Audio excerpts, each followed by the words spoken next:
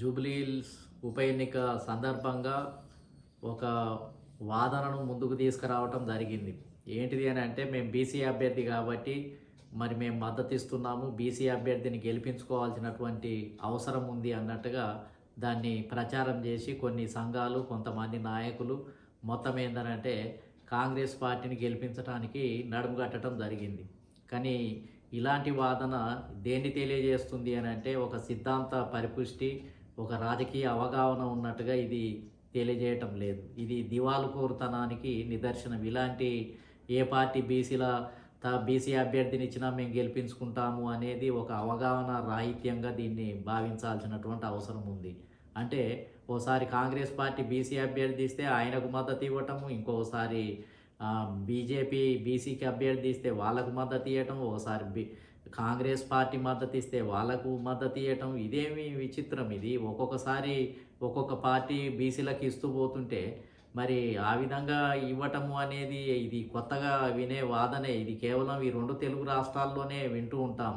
ఉత్తర భారతదేశానికి వస్తే అసలు దుర్మార్గమైనటువంటి పార్టీల తరపున బీసీలకు టికెట్లు ఇచ్చినా, ఎస్సీలకు టికెట్లు ఇచ్చినా, ఎంపీ అదేవిధంగా ఇతర వర్గాలకు టికెట్లు ఇచ్చినా వాటిని పెద్దగా పట్టించుకోరు. ఎందుకనంటే అవి మోసపూరితమైనటువంటి పార్టీలు. మనల్ని మోసం చేయటానికే వాళ్ళు ఆ విధమైనటువంటి ప్రయత్నాలు చేస్తూ ఉంటారు. కాబట్టి మనకు ఆ పార్టీలకు వ్యతిరేకంగా ఆ పార్టీలు ఎవరిని నిలబెట్టినా వాళ్ళను ఓడించడమే పరమావధిగా పెట్టుకుంటారు.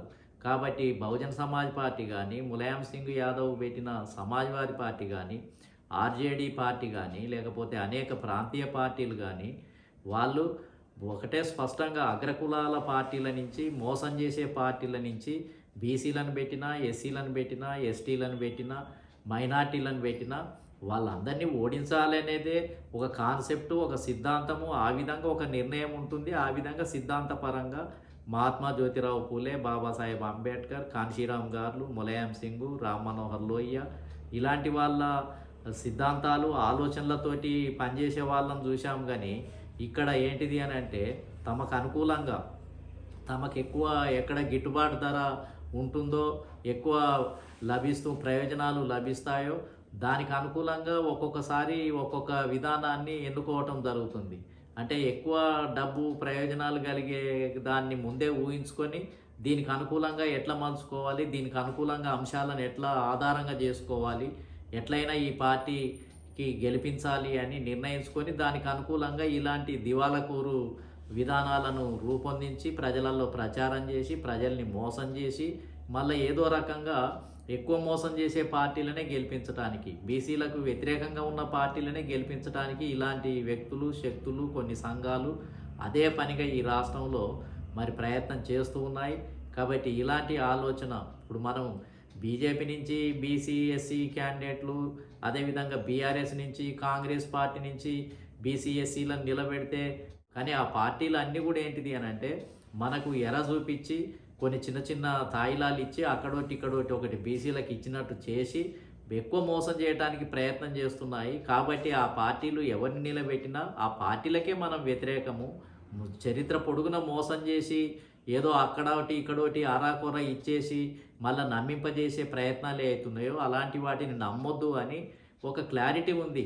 ఈ గతంలో అనేక ఉద్యమాల నుంచి వచ్చినటువంటి క్లారిటీ ఉంది. దాన్ని కాకుండా దివాలుకోరుగా, అడ్డగోలిగా తమకు అనుకూలంగా వాదనలను సృష్టించుకొని తన ప్రయోజనాలను కాపాడుకోవటానికి మళ్ళీ అగ్రకులాలకు ఏదో రకంగా ఉపయోగపడి వాళ్ళని గెలిపించడానికి చేసే ప్రయత్నాలు ఏవైతే ఉన్నాయో అవి సరి అయింది కాదు. కాబట్టి ఒక బీసీ సమాజమే ఒక క్లారిటీకి రావాల్సినటువంటి స్పష్టమైనటువంటి అవగాహన అనేది మాత్రం ఖచ్చితంగా ఉండాలి. మరి ఆ మేరకు వస్తే 2023 ఎన్నికలలో బీజేపీ మిగిలిన పార్టీలు అన్నిటికంటే కూడా ఎక్కువ ఎమ్మెల్యే టికెట్లు ఇవ్వటం జరిగింది. బీసీ ముఖ్యమంత్రి పదవినే ప్రకటించడం జరిగింది. మరి అప్పుడు ఎందుకు ఇవ్వలేదు అంటే, వాళ్ళకు అప్పుడు వేరే అంశాలను ఆధారంగా చేసుకొని మళ్ళీ మొత్తం ఏంటంటే కాంగ్రెస్ పార్టీకే ఎక్కువ మంది, ఎక్కువ సంఘాలు, ఎక్కువ బీసీలు కాంగ్రెస్ పార్టీకే మద్దతు ఇవ్వటం జరిగింది. అంటే ఎక్కువ మోసం చేసిన పార్టీకే అప్పుడు మద్దతు ఇచ్చిండ్రు. అప్పుడు బీసీ కాన్సెప్ట్ అనేది లేదు ఇంకా. అంటే తనకిష్టం లేదు కాబట్టి, అక్కడ ప్రయోజనాలు పెద్దగా ఉండయి కాబట్టి, అక్కడ రాబడి గిట్టుబాటు ఎక్కువ లేదు కాబట్టి అప్పుడు మళ్ళీ కాంగ్రెస్ పార్టీకే మద్దతు ఇవ్వటం జరిగింది. కాబట్టి వీళ్ళంతా అవసరానుగుణంగా మరి విధానాలు, అంశాలను రూపొందించుకొని ప్రజల్ని పక్కదారులు పట్టించే ప్రయత్నాలు కొంతమంది చేస్తున్నట్టుగా కనిపిస్తుంది. ఇది సరైనది కాదు అనేది మరి నా ఉద్దేశం.